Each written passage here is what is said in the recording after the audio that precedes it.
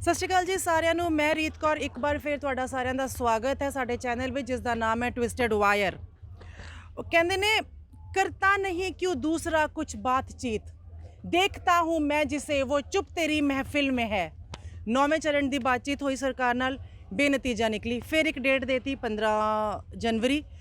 ਉਹ ਕੀ ਨਿਕਲੇਗੀ ਉਹ ਆਲਮੋਸਟ ਪ੍ਰੈਡਿਕਟੇਬਲ ਹੈ, ਅਸੀਂ ਅਕਸਰ ਸੁਣਦੇ ਹਾਂ, ਬਟ ਫਿਰ ਉਹਨਾਂ ਦੇ ਮੂੰਹ ਵੱਲ ਦੇਖ ਰਹੇ ਹਾਂ ਕਿ ਕੀ ਨਤੀਜਾ ਨਿਕਲੂਗਾ। ਰਾਈਟ। ਉਹ ਕਹਿੰਦੇ ਨੇ, ਵਕਤ ਆने दे बता देंगे तुझे ए आसमां, हम अभी से क्या बताएं क्या हमारे दिल में है। ਅਸੀਂ ਗੱਲ ਕਰਦੇ ਇੱਕ ਇਹੋ ਜਿਹੀ ਸ਼ਖਸੀਅਤ ਨਾਲ ਜਿਹੜੇ ਕਿਸੇ ਇੰਟਰੋਡਕਸ਼ਨ ਦੇ ਮੁਹਤਾਜ ਨਹੀਂ ਹੈਗੇ। ਤੁਹਾਨੂੰ ਮਿਲਾ ਰਹੇ ਹਾਂ ਸਰਦਾਰ VM ਸਿੰਘ ਜੀ ਨਾਲ। ਸਤਿ ਸ਼੍ਰੀ ਅਕਾਲ ਸਰ। ਸਤਿ ਸ਼੍ਰੀ ਅਕਾਲ ਜੀ। ਸਰ, ਮੇਰਾ ਪਹਿਲਾ ਕੁਐਸਚਨ ਤੁਹਾਨੂੰ ਇਹੀ ਹੈ ਕਿ 9 ਜਿਹੜੀ ਤਰੀਕ ਦੀ ਸਾਡੀ ਗੱਲਬਾਤ ਹੋਈ ਸਰਕਾਰ ਨਾਲ, ਬੇਨਤੀਜਾ ਨਿਕਲੀ। ਫਿਰ ਅਸੀਂ ਆਲਮੋਸਟ ਇੰਨੀਆਂ ਮੀਟਿੰਗਸ ਕਰ ਚੁੱਕੇ, ਬੇਨਤੀਜਾ ਨਿਕਲ ਰਹੀਆਂ ਨੇ। 15 ਦੀ ਫਿਰ ਤਰੀਕ ਮਿਲ ਗਈ ਹੈ। ਤੁਹਾਡਾ ਕੀ ਟੇਕ ਹੈ ਸਰ ਇਹ 'ਤੇ? ਜਦ 8 ਤਰੀਕ ਨੂੰ ਇਹਨਾਂ ਨੇ ਬੜਾ ਕਲੀਅਰਲੀ ਕਹਿ ਦਿੱਤਾ ਹੈਗਾ ਕਿ ਅਸੀਂ ਕੋਈ ਗੱਲ ਨਹੀਂ ਕਰਨੀ, ਅਸੀਂ ਰਿਪੀਲ ਨਹੀਂ ਕਰਨੇ, ਵਾਪਸ ਨਹੀਂ ਲੈਣੇ, ਫਿਰ 15 ਤਰੀਕ ਦਾ ਮਤਲਬ ਕੀ ਹੋਇਆ? ਸਰਕਾਰ ਨੇ ਤਰੀਕ ਦਿੱਤੀ ਕਿਉਂ ਤੇ ਸਾਡੇ ਸਾਥੀਆਂ ਨੇ ਤਰੀਕ ਲਈ ਕਿਉਂ? ਜਦ ਤੁਸੀਂ ਕਹਿ ਦਿੱਤਾ ਕਿ ਅਸੀਂ ਗੱਲ ਹੀ ਨਹੀਂ ਕਰਨੀ ਹੈਗੀ ਏ, ਮੈਂ ਤੁਹਾਨੂੰ ਕਹਿ ਦਵਾਂ ਕਿ ਮੈਂ ਤੁਹਾਡੇ ਨਾਲ ਇੰਟਰਵਿਊ ਕਰਨਾ ਹੀ ਨਹੀਂ ਹੈ, ਤੁਸੀਂ ਆਏ ਕਿਉਂ ਤੇ ਮੈਂ ਬੈਠਾ ਕਿਉਂ? ਸੇ ਇਹ ਜਿਹੜੀ ਬੜੀ ਚੀਜ਼ ਹੈ ਨਾ ਕਿ ਅੱਜ ਮੈਂ ਮੰਨਣਾ ਹੈ ਕਿ ਹਰ ਕਿਸਾਨ ਜਿਹੜਾ ਆਇਆ ਹੈਗਾ ਉਹ ਕੁਝ ਲੈਣ ਆਇਆ ਹੈਗਾ। ਜੇ ਇਹਨੂੰ ਕੁਝ ਮਿਲਣਾ ਨਹੀਂ ਹੈਗਾ ਤੇ ਇਹ ਰਾਤਾਂ ਇੱਥੇ ਕਿਉਂ ਕੱਟ ਰਿਹਾ ਹੈਗਾ? ਇਹ ਠੰਡ ਵਿੱਚ ਕਿਉਂ ਬੈਠਾ ਹੈਗਾ? 60 ਸ਼ਹੀਦੀਆਂ ਹੋ ਗਈਆਂ, ਕਿਉਂ ਹੋ ਗਈਆਂ? There has to be something which is going to take back home. कुछ तो लेके जाएगा ना। यहाँ पर क्यों बैठा है वो? क्यों आया है? अगर इसको धान का रेट जाने के बाद अगले साल वही रेट मिलना है जो अभी जूझ के आया है, जो किसान यहाँ बैठा है उनको धान का रेट आज तक नहीं मिला। बेशक वो बेच के आ गए, उनने कहा 3 महीने बाद रेट देंगे, क्या देंगे? 1868 के बदले 1300 मिल रहा है, 1400 मिल रहा है, और जो नगद लेके आए हैं उनको तो 1000 रुपये मिला है, 1100 मिला है। अगली बार भी ये होगी, गारंटी नहीं होगी तो फायदा क्या आने का? हमें तो किसानों को तो गारंटी चाहिए खरीद की। MSP से कम खरीद नहीं होगी। तो सर, आपको क्यों लगता है, मतलब सरकार क्यों MSP देने में इतना हिचकिचा रही है? अगर हम ये कह ही रहे हैं कि आप ठीक है, अगर आपको लग रहा है कि ये क्वालिटी नहीं अच्छी, अकॉर्डिंग टू यू नहीं अच्छी, आप उसको वो रेट दे दो। फिर भी अगर वो नहीं देना चाहते, आपको क्या लग रहा है कि क्यों नहीं? उनकी नीयत में क्या प्रॉब्लम है? ये तो आपने पहली बार मुझसे क्वेश्चन पूछा तो मैंने उसका आंसर दिया। किसी ने आज तो कोई क्वेश्चन पूछा ही नहीं है। सरकार के सामने तो ये बात ही नहीं आई। सरकार ने कभी तीन वैरायटी 2 वैरायटी की बात ही नहीं करी, क्योंकि MSP की बात हम तो कर रहे हैं 20 साल से। उत्तर प्रदेश में हमने धरना दिया था जिसमें एक मुख्यमंत्री चला गया था। 25 अक्टूबर सन 2000 में जो धरना था, गोमती गुरुद्वारा पूरनपुर से जो धरना था, पूरे प्रदेश में चला था वो 250 किलोमीटर पर। आज की तारीख में हम MSP की बात कर रहे हैं, और 26 दिसंबर में पहली बारी 6 या 7 वार्ता के बाद जब हमारे कुछ साथियों ने कहा था कि इन मुद्दों पे होगी, तब MSP पहली बार आई थी। MSP पे वार्ता हुई नहीं।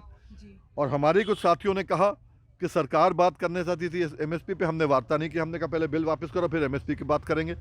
हम कहते हैं MSP पे बात कर लो, बिल ऑटोमेटिकली खत्म हो जाएंगे भाई। तो सरकार नहीं चाहती कि हमसे बात करना, क्योंकि सरकार चाहती है लटकाना। जो रास्ता बताए उसको लेना नहीं है बीच में। जिसको रास्ता नहीं मालूम है उससे पूछो भाई गली का रास्ता क्या है, वो क्या बताएगा? जिनको रास्ता मालूम है इनसे पूछो ना रास्ता क्या है, रास्ता बताएंगे। पर जिस भाई को रास्ता नहीं मालूम उससे ही रास्ता पूछोगे तो रास्ता कैसे बताएगा आपको? नेक्स्ट क्वेश्चन मेरा आपसे ये है कि सुप्रीम कोर्ट में अभी बात चल रही है, सरकार वहाँ चली गई है कि इनको होल्ड पे डाल देते हैं। अगर सर ये रिपील नहीं होते, होल्ड पे चले जाते हैं बिल, तो उसका क्या फ़ायदा या क्या नुकसान हो सकता है किसानों को? देखिए, सुप्रीम कोर्ट ने बात कही है होल्ड पे जाने की अभी पिछली डेट से। मैंने ये बात कही थी 2 दिसंबर और 3 दिसंबर को कि होल्ड पे होनी है। बोराड़ी से मैंने प्रेस कॉन्फ्रेंस करी थी, आप कहीं चेक कर सकते हो।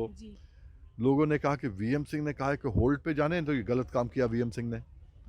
अब सुप्रीम कोर्ट ने कह दिया तो अब सही हो गया। ये बात तो मैंने बहुत पहले कही थी, और मैंने ये भी कहा था कि होल्ड पे जाने के बाद आप एमएसपी के ऊपर कमेटी एमएसपी की बात करे, पर जब सुप्रीम कोर्ट कमेटी बनाएगी तो उसमें एमएसपी की बात नहीं होगी। सुप्रीम कोर्ट की कमेटी केवल इसलिए होगी कि बिल में क्या है और बिल सही है या गलत है। जी जब बीच का रास्ता मीडिएशन आता है ना किसी चीज में, सरकार के साथ मीडिएशन हो, तो फिर आप बीच का रास्ता ले सकते हो, जो हमने कहा था। जी हम चाहते हैं कि ये एमएसपी की बात हो, तो हमें गारंटी चाहिए। जैसे हम डीजल लेते हैं, खाद लेते हैं, जी कीटनाशक लेते हैं, बिजली का बिल देते हैं, सरकारी रेट से कम नहीं दे सकते एक पैसा।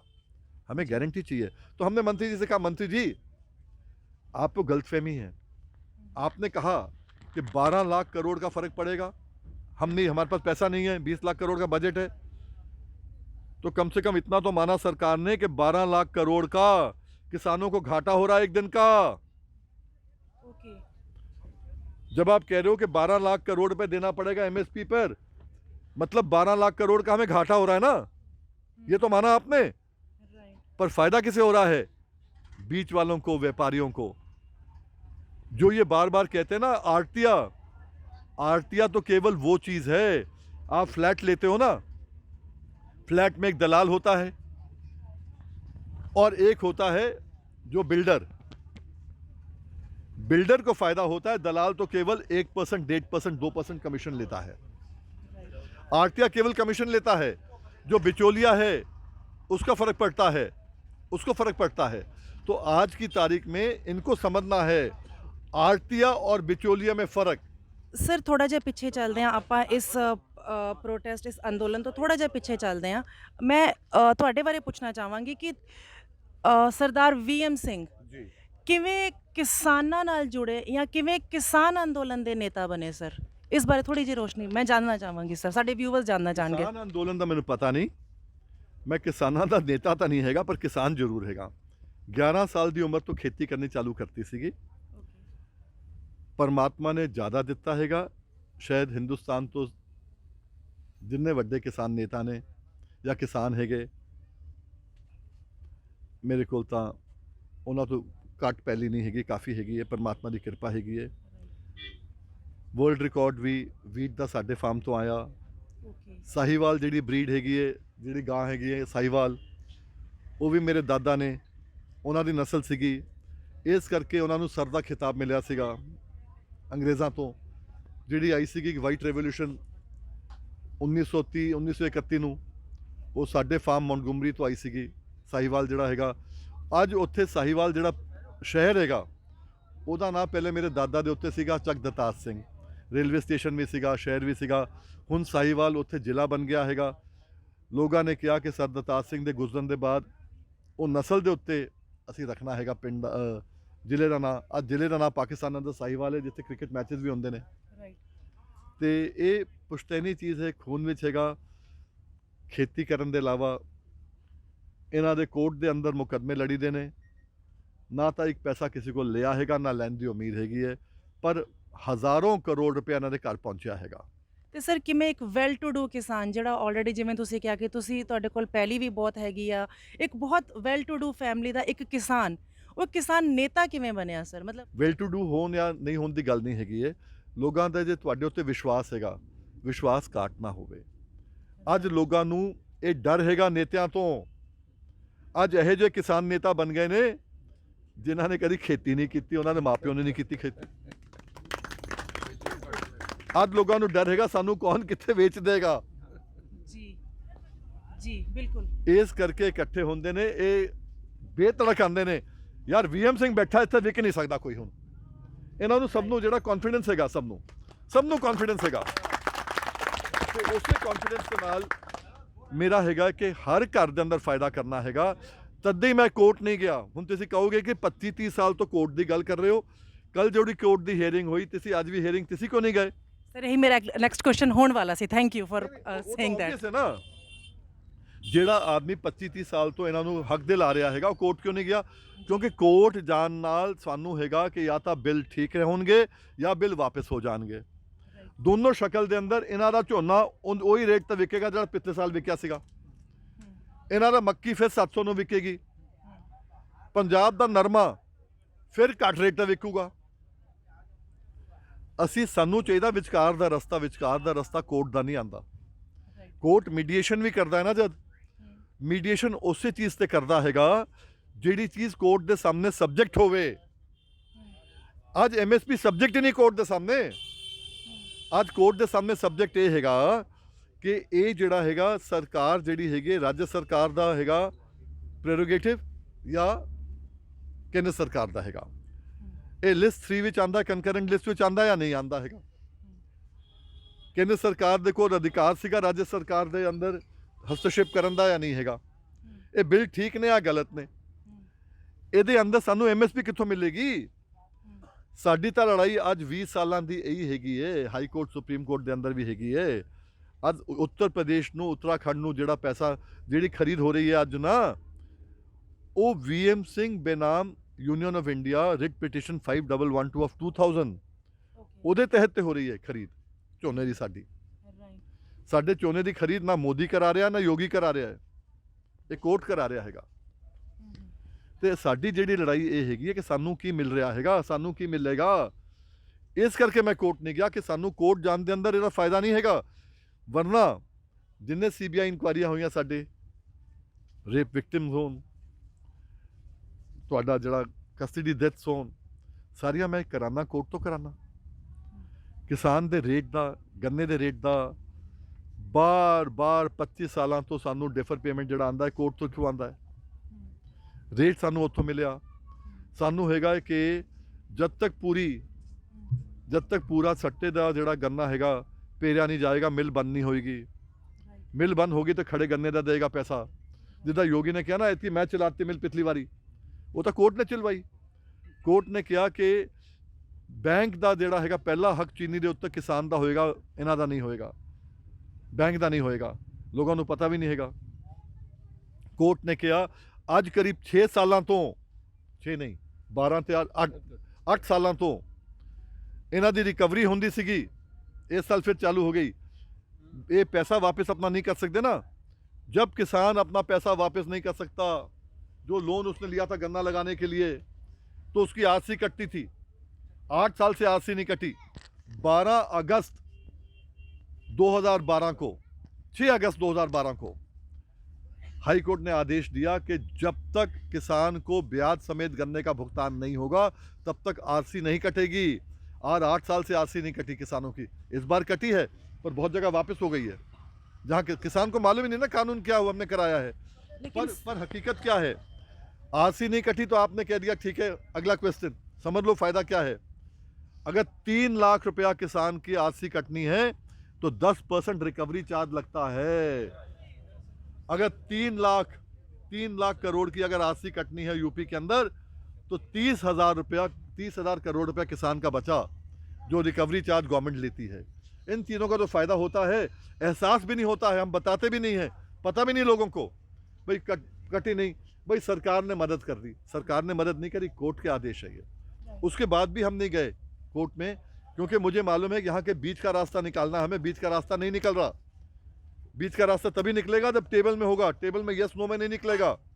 टेबल में चेक करना यस नो नहीं, गुड है या बैड है, गुड बैड देखना, यस नो नहीं देखना है। अंडरस्टूड। लेकिन सर जैसे अभी आपने कहा कि गन्ने का रेट मिल रहा है या समथिंग, बट हमने अभी यहाँ पे इंटरव्यूज़ की तो कुछ किसानों ने ये कहा कि जो उन्हें वादे किए गए थे कि आपको गन्ने का ये रेट मिलेगा, 2-2 साल से उनको रेट नहीं मिल रहे हैं। या काफ़ी किसानों की हमने यूपी के किसानों के इंटरव्यू के जो उन्होंने ये बात कही कि गन्ने का उन्हें जो प्रॉमिस किया गया था कि हमें ये रेट मिलेगा 2 साल हो गए, उन्हें रेट नहीं मिला है। वो क्या था सर फिर? यही तो मैं चाहता था कि पूरा एक्सपोज हो। 2 साल पहले मैंने हाथ जोड़ लिया था सबको। मैं अब जो है गन्ने की लड़ाई नहीं लड़ूंगा, मैं केवल आपको ब्याज दिलाने का काम करूंगा। ब्याज मिल जाएगा तो हमेशा ठीक हो जाएगा। VM सिंह 99 साल का पट्टा लेके नहीं आया, मैंने बार बार सबसे यही कहा। और इसके बाद में मैं चाहूँगा कि तुम्हें अगर 15% ब्याज मिल जाता है, हमने ब्याज की लड़ाई 16 साल सुप्रीम कोर्ट हाई कोर्ट लड़के और दिलवा दिया। 11, 12, 12, 13, 13, 14, 14, 15 का तो ब्याज आने की बात हो गई। 16 में अखिलेश सरकार ने उसको माफ़ करा दिया। जब माफ़ कर दिया तो हमने हाई कोर्ट जाके उनके कैबिनेट डिसीजन को खारिज करवा दिया। तब मोदी जी 17 में खड़े हो गए, बोले मेरी सरकार आएगी तो 14 दिन में पैसा मिलेगा वरना ब्याज मिलेगा जी। हमने कहा अब ये भी देख लें, नहीं हुआ ना अब हम सुप्रीम कोर्ट, हम हाई कोर्ट में चले गए, हमने कंटेम्प्ट भी फाइल कर दिया इनके खिलाफ कि इन कमिश्नर के खिलाफ, आदेश भी हो गया है। 1 साल से कोर्ट बंद है। 2 महीने पहले जो है, शुरू के 2 महीने जो है कोर्ट में स्ट्राइक थी। अब 8-9 महीने से कोरोना के कारण बंद था। अभी 4 तारीख में चालू हुआ है। जैसे ये ख़त्म होता है, मैंने बार बार कहा है कि आपको ब्याज का पैसा मिलेगा। जब ब्याज का पैसा मिलता है, 15% अगर ब्याज का होता है, तो इनको लोन मिलता है 10% पे, 11% पे, तो 10-11% पे मिलेगा। तो ये बैड इकोनॉमिक्स है कि 15% देना पड़े और 11% पे लोन मिले, तो तत्काल लोन लेके ये आपको तत्काल पेमेंट कराएंगे। इसलिए ये पूरा 2 साल से जो रायता फैला पड़ा है। और वही मैं देखना चाहता हूँ कि एक बार वीएम सिंह नहीं करेगा तो कोई नहीं करेगा क्या? दिख गया ना सबको आज कि 25 साल से जो आदमी कर रहा है, अगर वो चुप बैठ जाएगा, किसमें ताकत है कराने की? मैं तो आज कहता हूँ, योगी जी तुम में ताकत हो तो ब्याज रोक के दिखा दो। मोदी तुम में ताकत हो, रोक के दिखा दो।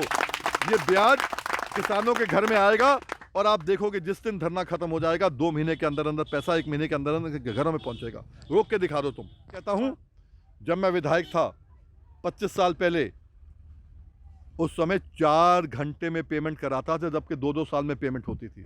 मेरी चीनी मिल 4 घंटे में पेमेंट करती थी। अब भी हमें ताकत है, पूरे प्रदेश में 4 घंटे क्या, पहले उसी दिन, जिस दिन गन्ना लाओगे उसी दिन पेमेंट होगी। हमें ताकत है करने की। वो सर एक आखिरी सवाल ਪੁੱਛਣਾ ਚਾਹਾਂਗੀ ਔਰ ਫਿਰ ਆਪਾਂ ਇੰਟਰਵਿਊ ਖਤਮ ਕਰਦੇ ਹਾਂ। ਬਾਈ ਚਾਂਸ ਦੋ ਅਸਨ ਸਾਨੂੰ ਕਹਿੰਦੇ ਆ ਕਿ ਥਿੰਕ ਪੋਜ਼ਿਟਿਵ, ਬਟ ਯੈਸ ਅਸੀਂ ਕੁਐਸਚਨ ਹੀ ਉੱਦਾਂ ਪੁੱਛੇ ਕਿ ਬਹੁਤ ਬੁਰਾ ਵੀ ਹੋ ਗਿਆ ਤਾਂ ਕੀ ਹੋਏਗਾ ਫਿਰ। ਸਪੋਜ਼ਡਲੀ ਇੱਥੋਂ ਸਾਨੂੰ ਇੱਕ ਵਿੱਚ ਦਾ ਰਸਤਾ ਸਰਕਾਰ ਕੱਢ ਲੈਂਦੀ ਹੈ, ਕੋਰਟ ਪਹੁੰਚ ਚੁੱਕੀ ਹੈ, ਠੀਕ ਹੈ ਜੀ, ਸਭ ਜਥੇਬੰਦੀਆਂ ਵੀ ਮੰਨ ਜਾਂਦੀਆਂ ਨੇ ਵੀ ਠੀਕ ਹੈ ਚਲੋ ਆਪਣੇ ਆਪਣੇ ਘਰ ਚੱਲੋ ਔਰ ਹੁਣ ਇਹ ਜਿਵੇਂ ਕਹਿਣਗੇ ਉਵੇਂ ਆਪਾਂ ਕਰ ਲਾਂਗੇ। ਜੋ ਸਾਡੀ ਮੰਗ ਸੀ ਸਰਦਾਰ ਵੀਐਮ ਸਿੰਘ ਜੀ ਦੀ, ਅਗਰ ਅਸੀਂ ਗੱਲ ਕਰੀਏ, ਸਾਡੀ ਮੰਗ ਇਹ ਸੀ ਸਾਨੂੰ ਐਮਐਸਪੀ ਦੀ ਗਾਰੰਟੀ ਚਾਹੀਦੀ ਹੈ ਸਿਰਫ, ਔਰ ਇਹ ਨਹੀਂ ਹੋ ਰਿਹਾ। ਬਾਈ ਚਾਂਸ 1% ਮੈਂ ਇਹ ਗੱਲ ਕਰ ਰਹੀ ਹਾਂ ਕਿ ਆਈ ਐਮ ਸੌਰੀ, ਮੈਂ ਹੁਣੇ ਕਹਿ ਰਹੀ ਹਾਂ ਸਭ ਨੂੰ ਕਿ ਮੈਂ ਬਹੁਤ ਨੈਗੇਟਿਵ ਗੱਲ ਕਰ ਰਹੀ ਹਾਂ, ਬਟ ਯੈਸ ਦੋਨੋਂ ਪੱਖ ਦੇਖ ਕੇ ਚੱਲਣਾ ਪੈਂਦਾ। ਅਗਰ ਇਹ ਨਹੀਂ ਹੁੰਦਾ, ਅਸੀਂ ਆਪਣੇ ਘਰ ਚਲੇ ਜਾਂਦੇ ਹਾਂ, ਸਾਡੀ ਗੱਲ ਨਹੀਂ ਮੰਨੀ ਜਾਂਦੀ, ਨੈਕਸਟ ਫਿਰ ਸਰਦਾਰ ਵੀਐਮ ਸਿੰਘ ਕੀ ਕਰਨਗੇ? देखो, सब ਨੂੰ ਉਮੀਦ ਹੈਗੀ ਹੈ ਕਿ ਵੀਐਮ ਸਿੰਘ ਕੋਈ ਨਾ ਕੋਈ ਰਸਤਾ ਕੱਢ ਲਏਗਾ। ਇਹ ਸਭ ਨੂੰ ਉਮੀਦ ਹੈਗੀ ਹੈ, ਇਹਦੇ ਅੰਦਰ ਕੋਈ ਦੋ ਰਾਏ ਨਹੀਂ ਹੈਗੀਆਂ। ਪਰ ਮੈਂ ਤੁਹਾਨੂੰ ਹੁਣੇ ਵੀ ਕਹਿਦਾ, ਜੇ ਤੁਹਾਡੀ ਨੈਗੇਟਿਵ ਗੱਲ ਮੰਨ ਲਈ ਅਸੀਂ, ਜੋ ਕਿ ਮੰਨਣ ਨਹੀਂ ਵਾਲਾ, ਜੇ ਤੁਹਾਡੀ ਨੈਗੇਟਿਵ ਗੱਲ ਵੀ ਮੰਨ ਲਈ, ਇੰਨਾ ਮੈਂ ਲੋਕਾਂ ਨੂੰ ਕਹਿ ਸਕਦਾ ਕਿ ਜਿੰਨੀ ਖਰੀਦ ਐਤਕੀ ਹੋਈ ਹੈ, ਉਹਦੀ ਦੁੱਗਣੀ ਤਿਗਣੀ ਖਰੀਦ ਮੈਂ ਕੋਰਟ ਤੋਂ ਅਗਲੇ ਸਾਲ ਤੁਹਾਡੀ ਕਰਾ ਦਾਂਗਾ। ਝੋਨੇ ਦੀ ਮੈਂ ਕੋਰਟ ਤੋਂ ਕਰਾ ਦਾਂਗਾ। ਤੇ ਸਰ ਫਿਰ ਇੰਨਾ ਮੈਨੂੰ ਵਿਸ਼ਵਾਸ ਹੈਗਾ। ਤਦੇ ਤਾਂ ਮੈਂ ਕਿਹਾ ਜੋ ਪੰਜਾਬ ਕਹੇਗਾ ਅਸੀਂ ਉਹਦੇ ਨਾਲ ਹੈਗੇ ਹਾਂ, ਨਹੀਂ ਤਾਂ ਮੈਂ ਕਿਉਂ ਕਹਿੰਦਾ। पर सर फिर लास्ट क्वेश्चन तो फिर एक क्वेश्चन निकला है कि अगर सरदार वीएम सिंह जी कोर्ट तो करा सकते हैं खरीद, फिर वो इतने की कर रहे हैं? ਮੇਰੇ ਕੋਰਟ ਦੇ ਤਾਂ ਕੇਸ ਹਾਲੇ ਵੀ ਪਏ ਨੇ। ਇਹਨਾਂ ਦੀ ਖਰੀਦ ਤਾਂ ਕੋਰਟ ਤੋਂ ਹੀ ਹੋ ਰਹੀ ਹੈ। ਰਿਟ ਪਟੀਸ਼ਨ 5112 ਆਫ 2000 ਉਹ ਸੁਪਰੀਮ ਕੋਰਟ ਵੀ ਆ ਕੇ ਵਾਪਸ ਚਲੇ ਗਈ, ਹਾਲੇ ਵੀ ਪੈਂਡਿੰਗ ਪਈ ਹੈ। 20 ਸਾਲ ਤੋਂ ਮੈਂ ਰੋਜ਼ ਉਹਦੇ ਤਰੀਕਾ ਭੁਗਤਣਾ, 20 ਸਾਲ ਤੋਂ ਹੋ ਗਏ। ਇਹਨਾਂ ਨੂੰ ਸ਼ਾਇਦ ਪਤਾ ਹੋਇਆ ਨਹੀਂ ਪਤਾ ਹੋਏ, ਜਿਹੜਾ ਝੋਨਾ ਵਿਕਦਾ ਹੈ ਇਹ ਯੋਗੀ ਮੋਦੀ ਨਹੀਂ ਵਿਕਵਾ ਰਹੇ, ਇਹ ਕੋਈ ਪੀਐਮ ਨਹੀਂ ਵਿਕਵਾ ਰਿਹਾ, ਇਹ ਵੀਐਮ ਤੇ ਕੋਰਟ ਵਿਕਵਾ ਰਹੇ ਨੇ। ਤੇ ਉਹ ਹਾਲੇ ਵੀ ਪਿਆ ਹੈਗਾ, ਉਹਦੇ ਥਰੂ ਹੀ ਕਰਨਾ। ਮੈਂ ਜਾਣਾ ਨਹੀਂ ਫਿਰ ਵਾਪਸ, ਹਾਲੇ ਵੀ ਪਈ ਹੈ ਪਟੀਸ਼ਨ। ਤੇ ਇਸ ਕਰਕੇ ਮੈਨੂੰ ਕੌਨਫੀਡੈਂਸ ਹੈਗਾ ਕਿ ਨਹੀਂ, ਮੈਂ ਤਾਂ ਚਾਹੁੰਦਾ, ਮੈਂ ਤਾਂ ਬੜਾ ਖੁਸ਼ ਹਾਂ ਕਿ ਸਾਰੇ ਲੋਕ ਆਪਣੇ ਘਰੋਂ ਤੋਂ ਆਏ ਨੇ। ਬਹੁਤ ਬਹੁਤ ਧੰਨਵਾਦ। ਇਹਨਾਂ ਨੂੰ 20 ਸਾਲ ਪਹਿਲੇ ਖੜਾ ਹੋਣਾ ਚਾਹੀਦਾ ਸੀਗਾ, ਜਿਹੜੇ ਅੱਜ ਖੜੇ ਹੋ ਰਹੇ ਨੇ। ਬਹੁਤ ਸੋਹਣਾ, ਦੇਰ ਆਏ ਦੁਰੁਸਤ ਆਏ, ਖੜੇ ਰਹੋ। ਨਾ ਮੈਂ 99 ਸਾਲ ਦਾ ਪੱਟਾ ਲੈ ਕੇ ਆਇਆ, ਨਾ ਇਹ ਲੈ ਕੇ ਆਏ ਨੇ,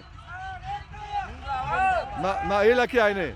ਅੱਜ ਮੈਂ ਉਹੀ ਚਾਹੁੰਦਾ ਕਿ ਸਾਰੇ ਖੜੇ ਰਹਿਣ, ਸਾਰੇ ਖੜੇ ਰਹਿਣ, ਆਪਣਾ ਹੱਕ ਛੀਨਣ। ਅੱਜ ਅਸੀਂ ਭੀਖ ਨਹੀਂ ਮੰਗਣੀ, ਹੱਥ ਇਦਾਂ ਨਹੀਂ ਕਰਨਾ, ਛੀਨਣਾ ਹੈਗਾ ਆਪਣਾ ਹੱਕ ਛੀਨਣਾ ਹੈਗਾ।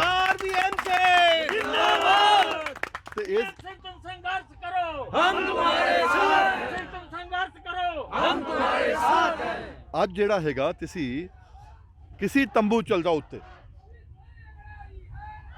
ਇਹ ਸਾਰੇ ਦੇ ਸਾਰੇ ਜਿੰਨੇ ਨੇ ਤੁਹਾਨੂੰ 80% ਗੰਨੇ ਵਾਲੇ ਮਿਲਣਗੇ। ਸਭ ਤੁਹਾਨੂੰ ਕਹਿਣਗੇ ਕਿ ਭਾਈ 2 ਸਾਲ ਤੋਂ ਪੇਮੈਂਟ ਨਹੀਂ ਹੋ ਰਹੀ जी ਕਿਉਂਕਿ ਮੋਦੀ ਕਹਿ ਗਿਆ 14 ਦਿਨ ਦੇ ਅੰਦਰ ਪੇਮੈਂਟ ਕਰਾਵਾਂਗਾ, ਵਰਨਾ ਵਿਆਜ ਦਿਲਾਵਾਂਗਾ। जी जी ਉਹਦੀ ਗੱਲ ਮੰਨ ਲਈ। ਤਦੇ ਮੈਂ ਕਹਿੰਦਾ ਮੋਦੀ ਜੀ ਤੁਹਾਡਾ ਵਿਸ਼ਵਾਸ ਕਿਸ ਤਰ੍ਹਾਂ ਕਰੀਏ। ਤੁਸੀਂ ਦਾ ਸਾਰਿਆਂ ਦਾ ਜਿਹੜਾ ਕਰਜ਼ਾ ਮਾਫ ਕਰ ਰਹੇ ਸੀ, ਮਾਫ ਤਾਂ ਹੋਇਆ ਨਹੀਂ। ਕਿਸੇ ਦਾ 10 ਰੁਪਏ ਦਾ ਹੋਇਆ, ਕਿਸੇ ਦਾ 12 ਦਾ ਹੋਇਆ। जी ਤੁਸੀਂ ਕਿਹਾ ਸੀ 14 ਦਿਨ ਵਿੱਚ ਪੇਮੈਂਟ ਹੋਈ ਨਹੀਂ, ਤੁਸੀਂ ਕਿਹਾ ਵਿਆਜ ਹੋਇਆ ਨਹੀਂ। ਤੁਸੀਂ ਕਿਹਾ ਸਵਾਮੀਨਾਥਨ ਦਾ ਦਵਾਂਗਾ C2 plus 50%, ਇਸੇ ਸੁਪਰੀਮ ਕੋਰਟ 'ਚ ਜਾ ਕੇ ਮਨਾ ਕਰਤਾ ਮੈਂ ਨਹੀਂ ਦੇ ਸਕਦਾ। ਫਿਰ ਤੁਹਾਡੀ ਗੱਲ ਕਿੱਦਾਂ ਮੰਨ ਲਈਏ, ਤੁਹਾਡੇ ਤੇ ਵਿਸ਼ਵਾਸ ਕਿੱਦਾਂ ਕਰ ਲਈਏ? ਜੇ ਖਰੀਦ ਦੀ ਵੀ ਗਾਰੰਟੀ ਆਏਗੀ ਨਾ MSP ਦੀ, ਇਹ ਕਹਿਣ ਨਾਲ ਤੁਹਾਡੀ ਗੱਲ ਨਹੀਂ ਮੰਨਣ ਵਾਲੇ। ਸਾਨੂੰ ਕਾਨੂੰਨ ਚਾਹੀਦਾ ਹੈਗਾ, ਲਿਖਾ ਪੜੀ ਨਹੀਂ ਚਾਹੀਦੀ ਕਿ ਕਹਿਤਾ ਹੋ ਗਿਆ ਤੇ ਹੋ ਗਿਆ। ਮੈਂ ਤਾਂ ਐਗਜ਼ਾਮਪਲ ਦੇਣਾ ਤੁਹਾਨੂੰ, ਇਹ ਜਿੰਨੇ ਭਾਈ ਬੈਠੇ ਨੇ ਨਾ, जिस आदमी को 1 इंच पैली नहीं हैगी, वो आदमी कहे कि भाई साहब आज जो है मेरे पास तो ज़मीन नहीं है, पर मुझे SDM साहब जो बन गए, एक ज़िले के SDM बन गए हैं, एक तहसील के SDM बन गया है, मैंने उसके बाद नौकरी करी है, उसके पास जाता हूँ मैं, वो देखो गया SDM साहब एक काम करो, ਤੁਹਾਡੀ गाँव सभा की बहुत ज़मीन पई है, मैंने थोड़ी दे दो। वो कहना भाई तू एक काम कर, 2 किले वाला है, कहना जी पट्टा दे दो, कहना पट्टा नहीं, मैं बैठा ना, मोदी है ना, मैं बैठा, मेरे ते विश्वास करो। वो कहना ठीक है जी, विश्वास किया ਉਹਨੂੰ, क्योंकि पट्टा ਉਹਦੇ ਨਾਲ ਹੈਗਾ ਨਹੀਂ ਹੈ, KCC ਮਿਲੇਗੀ ਨਹੀਂ ਉਹਨੂੰ। ਉਹਨੇ ਬਾਜ਼ਾਰ ਤੋਂ ਲੋਨ ਲਿਆ, ਮਹਿੰਗਾ ਲੋਨ ਲਿਆ, ਉਹਨੇ ਵਾਈ ਕੀਤੀ, ਬੰਜਰ ਨੂੰ ਤੋੜਿਆ, ਉਹਨੇ ਕਣਕ ਲਾਈ, ਸਭ ਕੁਝ ਕੀਤਾ। ਹੁਣ ਆ ਗਿਆ ਜੀ, ਹੁਣ ਵਿਸਾਖੀ ਆ ਗਈ, ਇਹ ਵੀ ਬੜਾ ਨੱਚ ਰਿਹਾ ਕਿ ਹੁਣ ਮੇਰੀ ਫਸਲ ਵਧੀਆ ਹੈਗੀ ਹੈ, ਮੈਂ ਕੱਟਾਂਗਾ। SDM ਦਾ ਹੋ ਗਿਆ ਟ੍ਰਾਂਸਫਰ, ਦੂਜਾ SDM ਆ ਗਿਆ, ਕਹਿੰਦਾ ਬਈ ਕਣਕ ਤਾਂ ਬਹੁਤ ਵਧੀ, ਕਿਹਦਾ ਹੈ? ਕਹਿੰਦੀ ਮੇਰਾ। ਕਹਿੰਦਾ ਪੱਟਾ ਦੇਖਾ, ਪੱਟਾ ਹੈ ਨਹੀਂ, ਕਹਿੰਦਾ ਨੱਟ ਜਾ ਇੱਥੋਂ, ਕਣਕ ਲੈ ਗਿਆ ਉਹ ਵਿਚਾਰਾ ਹੋਰ ਮਰ ਗਿਆ, ਉਹ ਵਿਚਾਰਾ ਹੋਰ ਮਰ ਗਿਆ। ਹੁਣ ਸਾਡਾ ਉਹੀ ਹਾਲ ਹੈ।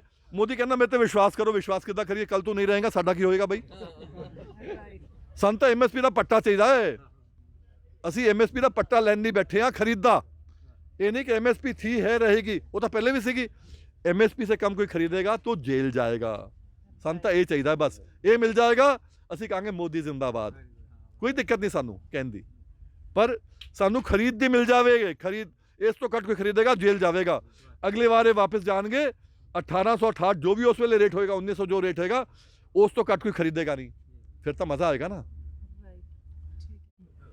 राइट तो यहाँ पे आम लोग भी हैं जो सरदार VM सिंह जी से कुछ क्वेश्चन पूछना चाहते हैं। सर आप क्या पूछना चाहते हैं? मेरा नाम हरीश हुन है और मैं सर से पूछना चाहता हूं, सर ये एसेंशियल कमोडिटी एक्ट में जिस तरह से सरकार so called businessman Adani Ambani या हम किसे भी कहें कि भंडारण की असीमित आज़ादी दे रही है और कहती है कि आपदा के समय में या युद्ध के समय में ही हम इस पर नियंत्रण रखेंगे, तो इस तरह से तो असीमित भंडारण की आज़ादी के साथ साथ असीमित महंगाई भी आएगी देश में, क्योंकि कंज्यूमर के लिए तो ये बहुत मुश्किल है, क्योंकि ये गरीब के लिए लड़ाई है, ये सिर्फ किसान की ही लड़ाई नहीं है। तो आप क्या कहते हैं इस विषय में? दो चीज़ इसमें बड़ी क्लियर है। जो अमेंडमेंट हुआ है एक्ट का, जिसमें एसेंशियल कमोडिटीज़ में से निकाल दिए गए हैं आलू भी, प्याज भी, वीट भी, सीरियल्स भी, पल्सेस भी, उसी के कारण हमें डर पड़ गया है कि जब आप इसको एसेंशियल कमोडिटी नहीं मांगते, तो जब देश में किल्लत आ जाएगी, जब देश में कभी भी बाढ़ आए, कुछ आए, आप बांटते हो तो PDS में लेते हो, PDS में आप वही एसेंशियल कमोडिटी देते हो। जब एसेंशियल कमोडिटी नहीं आएगी तो MSP में आप खरीदोगे नहीं, आप खरीदोगे नहीं MSP पे, तो इसलिए ये MSP का डर आ गया था पूरा का पूरा। अब वही बात आपकी जो है कि ये भंडारण इतना कर लेंगे, किल्लत दिखाएंगे, ये बिल्कुल सही है, तभी तो हम लोगों ने कहा इसको ख़त्म करने के लिए। पर वहाँ पर आज की तारीख में अडानी अंबानी के अलावा भी ये भी देखो ना, जब आलू अब आने का समय आ गया, क्या फ़र्क पड़ गया था? जो आलू 40, 50, 60 रुपये, 70 रुपये हो गए थे बिल पास होने के बाद, वही किल्लत बीच में आ गई थी, इन्होंने फ़ायदा उठा लिया था, क्योंकि होर्डिंग ख़त्म हो गई ना, 3/7 नहीं आ सकता इनके ऊपर। क्यों? ये FPO बना लिया, FPO किसान का दर्जा मिल गया, किसान के लिए होर्डिंग है नहीं, तो ये भी बच गया होर्डिंग से, ये होर्डिंग से बच गए सारे के सारे। अब इनका बड़ा सीधा है मामला कि आज की तारीख में, अगर मैं अपनी बात करता हूँ, जब मोदी की सरकार आई थी 2013 में, मैंने अपना 11-21 बासमती धान 48 रुपये क्विंटल, 4800 रुपये क्विंटल बेचा था। उस समय 80-90 रुपये का एक 80-90 रुपये किलो धान चावल बिका था, सबको मालूम है। 1.5 किलो धान का 1 किलो चावल आता है, तो 50 रुपये भी लगा लो तो 75 का हुआ, तो 90 का बेचा। अगले साल ही 1800 का हो गया था, तब भी चावल 80 रुपये का बिका था। आज भी 2800-2900 का 11-21 बिक रहा है आपका। उस समय तो ये हाल था जब मैंने कहा 1800 का 11-21 बिका था, 1500 तो घर में लोगों ने रख लिया था, बिकने को कोई ग्राहक ही नहीं था। तो आज की तारीख में ये क्या है कि मिनिमम सपोर्ट प्राइस अगर वाकई ही कंज्यूमर का फ़ायदा दिखाना है तो ये बिचौलिए जो हैं, ये आड़तियाँ नहीं हैं, ये बिचौलिए हैं। इनको निकाल के आप अडानी अंबानी को ले आओगे तो छोटी मछली निकाल के आप मगरमच्छ ले आओगे तो ये छोटी मछली भी बिक जाएगी, ख़त्म हो जाएगी। आज हमारा केवल कहना है कि आपकी बात जो है, और ये हमारे भाई जो धनजू से आए हैं इन्होंने कहा है, बड़ा सीधा है कि आज की तारीख में आप मिनिमम सपोर्ट प्राइस हमें दे दो और एमआरपी आप कंज्यूमर के लगा दो, तो दोनों बच जाएंगे। क्योंकि आज किसान ही सबसे बड़ा कंज्यूमर है। अगर मैं धान बेच रहा हूँ या गेहूँ बेच रहा हूँ तो मैं बाकी चीज़ें खरीद रहा हूँ। मैं सब चीज़ नहीं लगा रहा। वो ज़माना गया जो पहले गांव में होता था, हल्दी भी लगाएगा किसान, अदरक भी लगाएगा, लहसुन भी लगाएगा। अब नहीं लगाता, अब एक चीज़ लगाता है, बाकी चीज़ खरीदता है। तो 75% किसान मजदूर ही कंज्यूमर है आज। तो एमआरपी भी कर दो कि भाई अगर 11-21 जो है जिसका आज एमएसपी नहीं है, उसका एमएसपी अगर होगा 3500 रुपया तो ये 5200 में बिकेगा, तो 70 रुपये चावल का रेट कंज्यूमर देगा। दोनों अगर आप कर दोगे तो फिर कंज्यूमर को भी फ़ायदा है और किसान को भी फ़ायदा है। ये दोनों चीज़ कर दीजिएगा। हम अब ये देखिए, विडंबना देखिए, हमारा डीजल हम लेते हैं मिनिमम सपोर्ट प्राइस पे नहीं, एमआरपी पे, मैक्सिमम रिटेल प्राइस पे। हमारा फर्टिलाइज़र मैक्सिमम रिटेल प्राइस पर, हमारा कीटनाशक मैक्सिमम रिटेल एमआरपी पे, वहीं पर बिजली का बिल सरकारी रेट पर, और हमें एमएसपी मिनिमम भी ना मिले। राइट, यस, ये विडंबना देखिए। यस, हमें मिनिमम की गारंटी दो और मैक्सिमम सीलिंग भी लगा दो, इससे ऊपर नहीं बेचोगे। तब तो मजा आएगा कृषि प्रधान देश बोलने का कि भाई ये मिनिमम है, ये मैक्सिमम है, अब करो तुम्हें जो करना है, इस पे कॉन्ट्रैक्ट करो मेरे साथ, तब तो मजा भी आएगा ना। सरदार वीएम सिंह जिंदाबाद, वीएम सिंह जिंदाबाद, किसान मजदूर एकता। आज की तारीख में हमें मिनिमम दे रहे हो, मैक्सिमम पे हम उगा रहे हैं, मिनिमम दे रहे हो, उसका भी आधा मिलता है हमें, और फिर भी तुम कहो कि किसान की आय दुगनी कर दी। ये खिलवाड़ नहीं चलेगा। आपका उत्तर मिल गया वो? सो आई होप हम लोग बहुत सारे आप लोगों के क्वेश्चंस आंसर करने में कामयाब हुए हैं। मैं हमेशा कहती हूँ, यूथ जब तक नहीं जुड़ेगा तब तक हम अपनी आवाज़ वहाँ तक नहीं पहुँचा पाएंगे जहाँ तक हमें पहुँचानी चाहिए। मैं हर वीडियो 'च कहनी हाँ, असी जितांगे ज़रूर, हौसले बुलंद रखियो, इकट्ठे होवांगे, एकजुट होवांगे तो जितांगे। वो कहते ना, एकता में ही बल है। फिर किसी वीडियो में दोबारा तुहाडे नाल मुलाकात होवेगी। उदों तक दिस वॉज रीत Kaur from twisted wire. Tata.